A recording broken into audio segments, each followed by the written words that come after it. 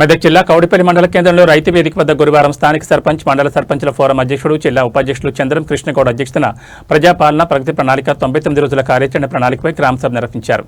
ఈ గ్రామసభకు ఎల్పీఓ మండల special officer Saibaba ముఖ్య అతిథిగా హాజరయ్యారు. ఈ సందర్భంగా 99 రోజుల ప్రణాళిక గురించి గ్రామ ప్రజలు అధికారులతో చర్చించారు. ఆయా శాఖల సమన్వయంతో సాధించిన పురోగతిని సభకు వివరించారు. ఈ సందర్భంగా డిఎల్పీఓ మండల స్పెషల్ ఆఫీసర్ సాయిబాబా మాట్లాడుతూ ప్రభుత్వం ప్రవేశపెట్టిన పథకాల లబ్ధిదారులతో చర్చించడం జరిగిందని, వారి నుంచి ఫీడ్బ్యాక్ తీసుకుని ప్రభుత్వానికి నివేదిక ఇవ్వడం జరుగుతుందన్నారు. గ్రామ పంచాయతీలకు నూతనంగా నిధులను విడుదల చేయడం జరిగిందన్నారు. వేసవి కాలంలో నీటి ఎద్దడి లేకుండా అధికారులతో చర్చించి ముందస్తు చర్యలు చేపట్టడం జరిగిందన్నారు. ప్రతి ఇంటి నుంచి సేకరించిన చెత్తతో ఎరువులను తయారు చేసే ప్రణాళిక చేపట్టడం జరిగిందని అన్నారు. గ్రామాల్లో ఎలాంటి సమస్య వచ్చినా సర్పంచ్కి పంచాయతీ కార్యదర్శి సమాచారం అందించాలన్నారు. ముఖ్యంగా గ్రామంలో కావాల్సిన మౌలిక వసతులకు కార్యాచరణ సిద్ధం చేసినట్టు చెప్పారు. గ్రామ అభివృద్ధికి తన వంతు కృషి చేస్తానని అన్నారు. గ్రామంలో ఎలాంటి సమస్యలున్నా పంచాయతీ కార్యాలయంలో ఫిర్యాదులు పెట్టి ఏర్పాటు చేయడం జరుగుతుందన్నారు. మహిళా సమైక్య భవనం, అంగన్వాడీ భవనం, పాఠశాల ప్రహారీ గోడ నిర్మాణ పనులు ప్రారంభించడం జరిగిందన్నారు. ఈ కార్యక్రమంలో గ్రామ ఉప సర్పంచ్ శ్వేత మల్లికార్జున్ గౌడ్, వార్డు సభ్యులు విద్యుత్ ఏఈ సాయి కుమార్, పంచాయతీ కార్యదర్శి వెంకటేశం, కారోబార్ ఎల్లం, అంగన్వాడీ టీచర్లు, మహిళా సమైక్య అధ్యక్షులు, వివిధ శాఖల అధికారులు, సిబ్బంది, గ్రామ ప్రముఖులు, ప్రజలు తదితరులు పాల్గొన్నారు. ప్రణాళికలో భాగంగా ఈ రోజు మనం ఇక్కడ గ్రామ సభ ఏర్పాటు చేసుకొని ఇప్పటి వరకు వివిధ పథకాల లబ్ధిదారుల అభిప్రాయాలను మనం చూడడం జరిగింది, వినడం జరిగింది. అట్లనే గౌరవ సీఎం గారి సందేశం కూడా వినడం జరిగింది. అయితే ఈ 99 రోజుల ప్రణాళికలో ప్రతి డిపార్ట్మెంట్, ప్రజలతో ముడిపడి ఉన్న ప్రతి డిపార్ట్మెంట్, ప్రతి స్కీమ్ను మళ్ళొకసారి పునఃసమీక్షించుకునే అవకాశాన్ని రాష్ట్ర ప్రభుత్వం మనకు కల్పించడం జరిగింది. అందులో భాగంగా గ్రామ పంచాయతీ విషయానికి వస్తే కొత్తగా నిధులు విడుదల చేయడం జరిగింది. మొన్నటి వరకు పారిశుద్ధ్య పనులకు సంబంధించిన పక్షపు రోజుల ప్రణాళిక చేసుకోవడం జరిగింది.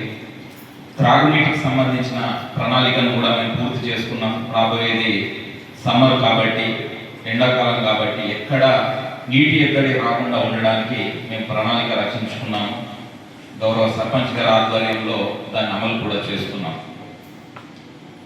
ఇప్పుడు ఇంకా మనకి ఏంటంటే ప్రతి ఇంటి జరుపుకున్న గ్రామ సభకి విచ్చేసిన స్పెషల్ ఆఫీసర్గా విచ్చేసిన డిఎల్పిఓ సార్ గారికి, అలాగే గ్రామ కార్యదర్శికి, ఉప సర్పంచ్కి, ఇక్కడికి విచ్చేసిన అగ్రికల్చర్ ఏఓ గారికి, అలాగే విద్యుత్ శాఖకు సంబంధించిన ఏఈ గారికి, అంగన్వాడీస్కి, అలాగే ముఖ్యంగా మా మహిళా యువతులకు అందరికీ పేరు పేరున ధన్యవాదాలు తెలియజేస్తూ, గ్రామ సభకు సంబంధించిన ముఖ్య ఉద్దేశం ఏంటంటే ప్రజాపాలన ప్రగతి ప్రణాళిక పైన ఈరోజు గ్రామ సభ నిర్వహించుకోవడం జరుగుతుంది.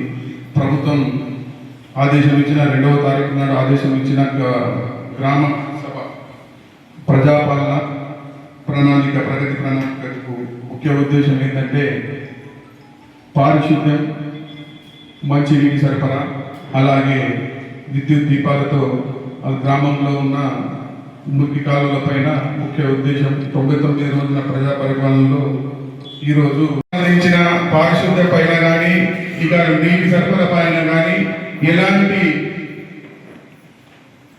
ఇబ్బందులు ఉన్నా, ఎలాంటి అదున్నా గ్రామ పంచాయతీకి వచ్చి సర్పంచ్ అనే నాకు కానీ, కార్యదర్శికి కానీ ఇక్కడ నుంచి కూడా గ్రామ పంచాయతీ దగ్గర ఒక నోటీస్ బాక్స్ ను ఏర్పాటు చేయడం జరుగుతుంది.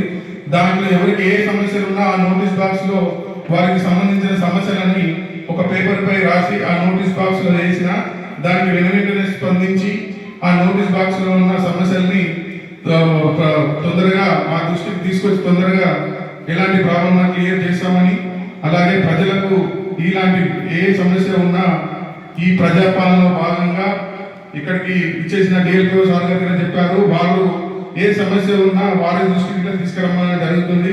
ఇంతకుముందు ఉన్న నిధులు ఇవన్నీ కూడా ప్రజలకి అంత ఏదో చూపడం జరిగినట్టు ఆలోచనలు ఉంటే, అలాంటి ఈ రోజు ఏదైనా పని అయిన తర్వాతనే ప్రజలకు సంబంధించిన ఏ నిధులైనా కానీ, ముందు ప్రజలకు సంబంధించిన ఏ నిధులైనా కానీ రాష్ట్ర ప్రభుత్వం